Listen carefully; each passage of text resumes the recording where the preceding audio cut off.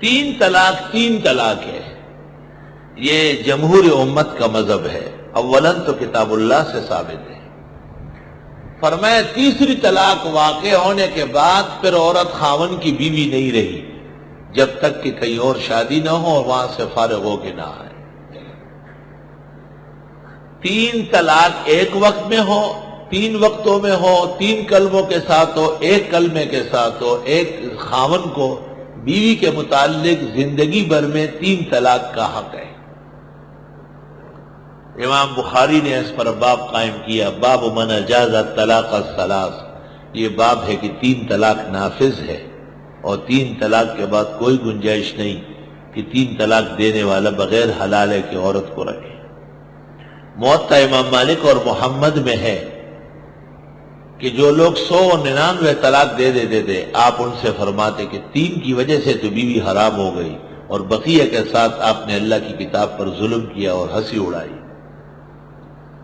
حافظ ابن حجر نے فتح الباری شرح بخاری میں اس مسئلے کے ذیل میں لکھا ہے کہ تین طلاق کا انکار تین فرقوں نے کیا ہے، خوارج نے، معتزلہ نے اور روافض نے، گمراہوں نے کیا ہے، اور ان سب کا مجموعہ اور غیر مقلد ہے۔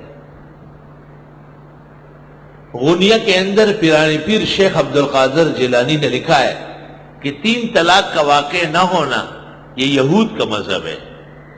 یہود سے روافض نے لے لیا اور روافض نے پھر تنخواہ پر غیر مقلدوں کو رکھ لیا کہ مسلمانوں میں یہ گن پھیلانے کے لیے تم ہمارے بیٹے بنو،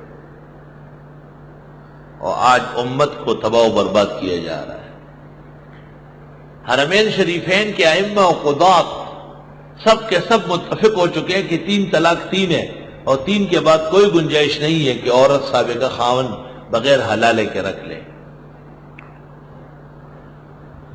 اس مسئلے پر بلاد عرب کے انور شاہ شیخ زید الکوثری نے کتاب لکھی الاشفاق فی رد نظام الطلاق، تین طلاق کے مسئلے میں۔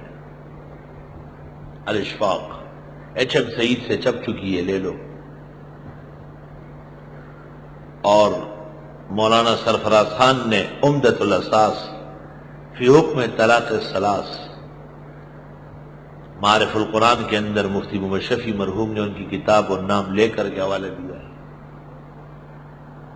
بہت اچھی کتاب لکھی عمدۃ الاساس۔